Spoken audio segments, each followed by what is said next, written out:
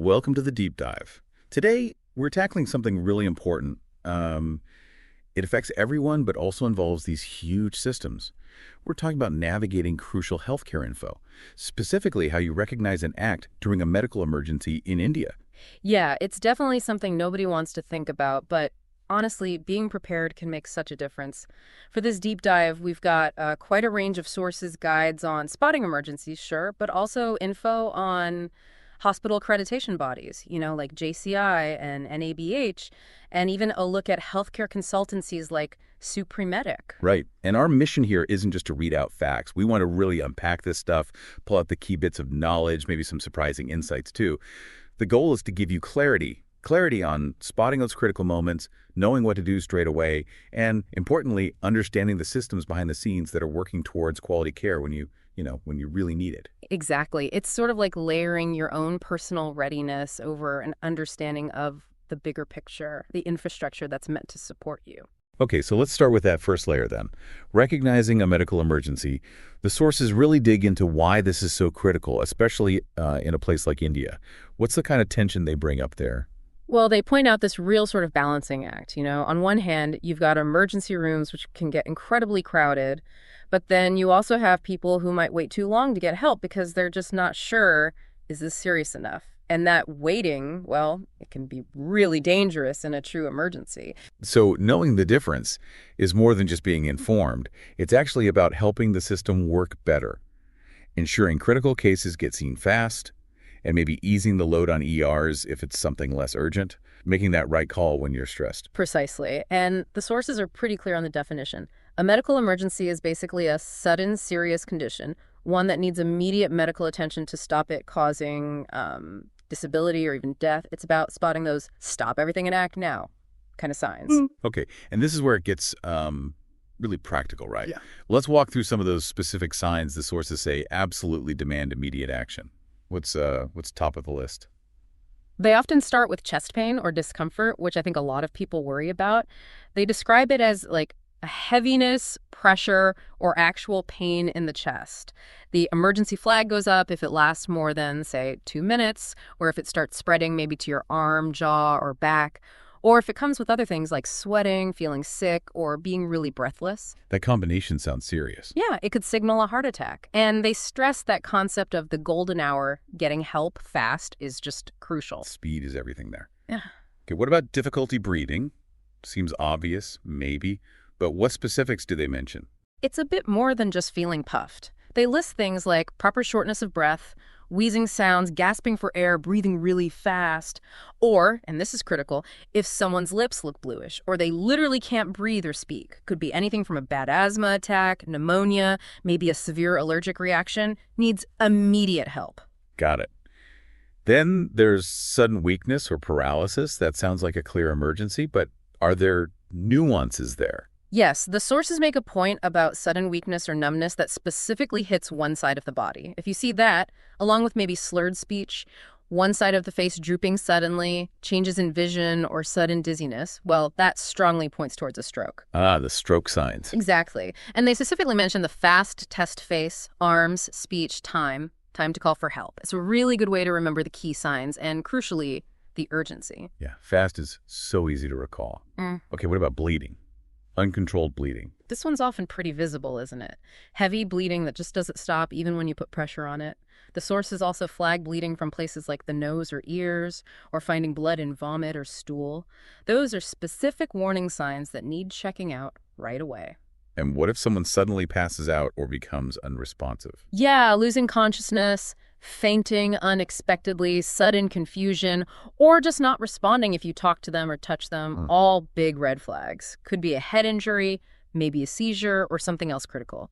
Priority is keeping them safe and getting medical help immediately. And seizures themselves. Convulsions. Right. Described as, uncontrolled shaking, jerky movements, sometimes foaming at the mouth or being unresponsive during it.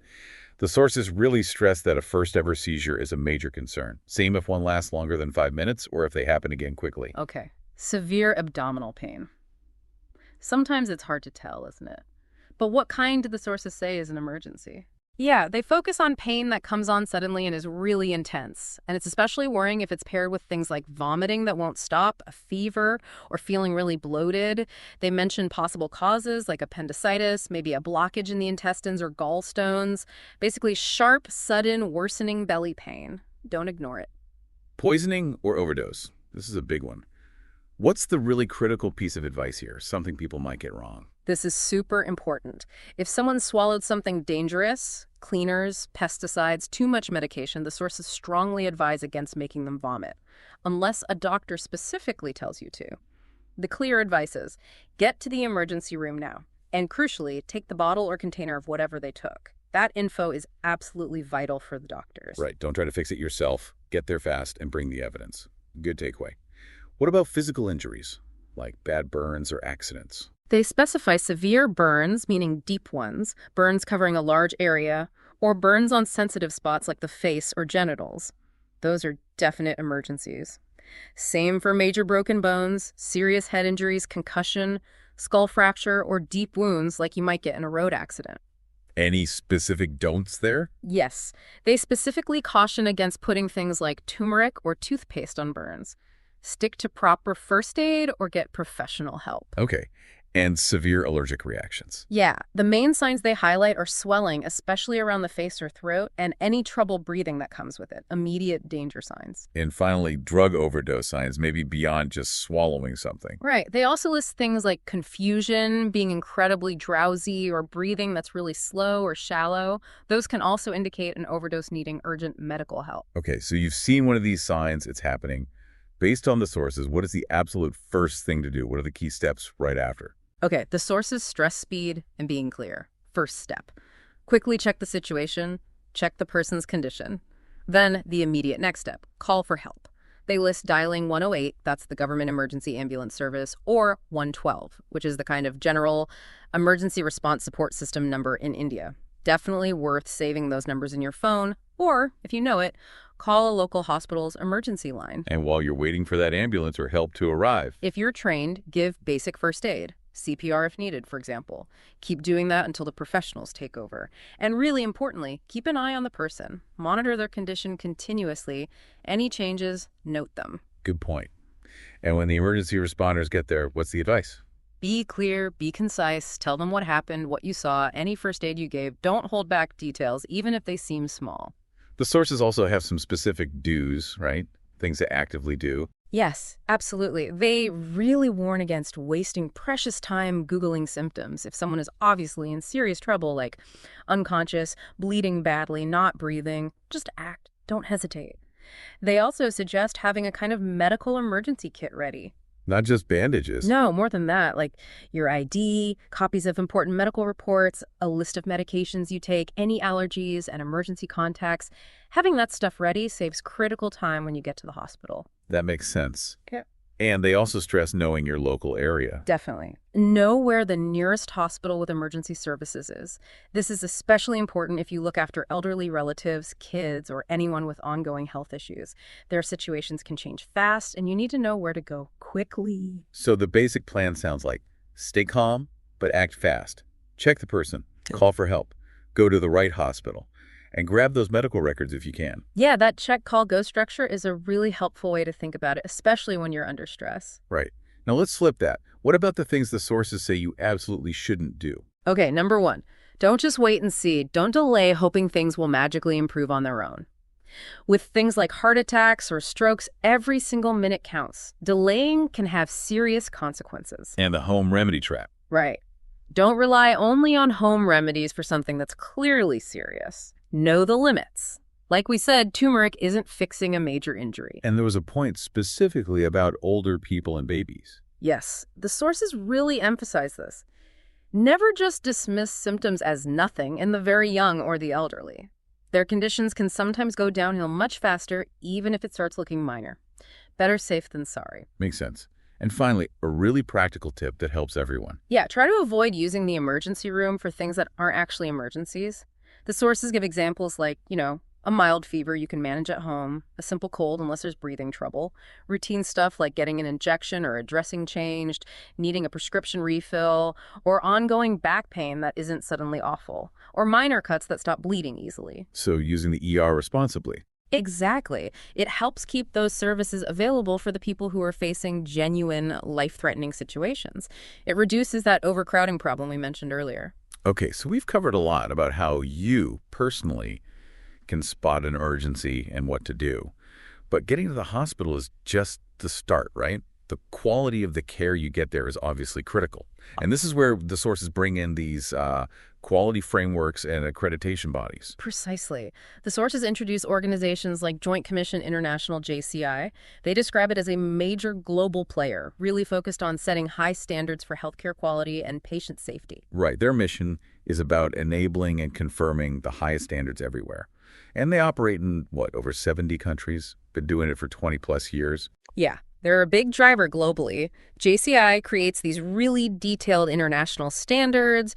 They run accreditation programs for hospitals. They offer certifications for specific clinical programs, things like telehealth now, even healthcare sustainability.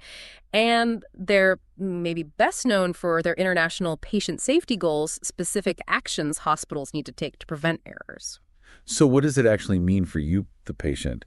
If a hospital is JCI accredited, what's the tangible benefit? Well, this is where it gets interesting. Accreditation isn't just, a certificate on the wall. It means that hospital has passed a really tough external review. The sources suggest this brings real benefits to you. It helps build community confidence that the care is safe and good quality. It pushes the hospital to get better at managing risks and reducing mistakes. And it helps create a culture where patient safety is just built in. So choosing an accredited hospital gives you more assurance about the systems protecting you. Okay, and alongside JCI, the sources talk about an Indian body, NABH, National Accreditation Board for Hospitals and Healthcare Providers. That's right. NABH is part of the Quality Council of India. Its job is basically to set up and run accreditation programs specifically for healthcare organizations in India. So setting the benchmarks for quality within the Indian health sector. So similar idea to JCI, but focused nationally. Both pushing hospitals to measure themselves, assess where they are, and improve. Exactly. They're both frameworks that encourage hospitals to adopt best practices in everything from how they treat patients and control infections to how they manage the building and train their staff. Getting that accreditation, whether it's JCI or NABH, shows a hospital is committed to meeting these recognized standards and is serious about getting better all the time. Okay. Now, the sources also mention another piece of this puzzle, healthcare consultancies. They specifically name one, Supreme Medic. What role do they play in this whole quality picture? Well, based on the sources, these consultancies seem to act like partners, especially for hospital owners. They help guide them through the really complicated business of setting up and running a hospital that actually meets those high standards we just talked about. Supreme Medic positions itself as sort of a one-stop shop, helping hospitals right from the planning phase through getting accredited and even with managing day-to-day operations. So they're involved in building the actual infrastructure and the processes needed for that quality care. Pretty much. The sources list a whole range of things they do, helping design the hospital layout, providing support to actually get NABH accreditation. They also mention NABL, which is for labs, so it seems quite comprehensive, helping recruit good doctors and nurses, workforce planning, streamlining operations with things like standard operating procedures or SOPs. Those SOPs sound important for consistency. They really are vital for making sure care is delivered safely and consistently. They also mention implementing hospital information systems, or HIS, which are key for managing patient records and workflow efficiently. And practical stuff, too, like equipment. Yep. Sources mention helping get the right medical equipment, setting up specialized areas like modular operating theaters, which are designed to be super sterile and efficient, really important in emergencies, and installing essential systems like medical gas pipelines. Literally the life support plumbing. And they mention their team has relevant expertise, referencing someone like Dr. Sirtaram Vishnoi with a mix of medical and management background, suggesting they bring specialist knowledge. Interesting. And it seems they're also involved in sharing knowledge through a blog and podcast. Right, which suggests they're not just providing services, but are also part of the wider conversation about healthcare, talking about finance, technology, etc. And the fact their podcast apparently covered recognizing emergencies. Well, it shows how these different levels of the system connect, doesn't it? Yeah, it ties back nicely. The sources also note a business model where they might work with investors, maybe take equity, to help new healthcare ideas get off the ground. Suggests they're quite invested, literally perhaps, in helping the sector grow and improve quality, often through strategic partnerships. So let's try and pull these threads together. What's the big picture the sources are painting here? I think it's showing that healthcare works on these different but connected levels. First, there's the really crucial layer of your own knowledge and preparedness, knowing the signs of an emergency, acting fast. That's incredibly powerful, the first essential step. And then layered on top of that. Then you've got the system itself, the hospitals, the infrastructure, the procedures, the staff. And this is where those accreditation bodies like JCI and NABH come in, setting the quality and safety standards. And where organizations like these consultancies play a key role, often behind the scenes, helping hospitals actually meet those standards and run effectively. So your ability to spot a problem and get help is met by a system that's hopefully striving to provide quality, safe care when you arrive. Exactly. The two pieces need to work together. Your quick action gets you to the door, and the systems, driven by accreditation and support, aim to ensure quality care is waiting on the other side. Both are vital for getting through a medical emergency well. Absolutely. It's not just about knowing when to go, but also having some assurance about where the place you're heading to is committed to excellence, thanks to these quality frameworks and the people supporting them. So as we wrap up this deep dive, maybe something to think about is how all this connects for you. Consider that journey. From you recognizing a critical symptom to getting care in a hospital, how does your own personal readiness, knowing the signs, knowing what to do, first link up with these bigger efforts to build quality and safety through standards like JCI and NABH and the work of support organizations in India? What more could we achieve for patient safety by really strengthening that connection between individual awareness and these systemic improvements?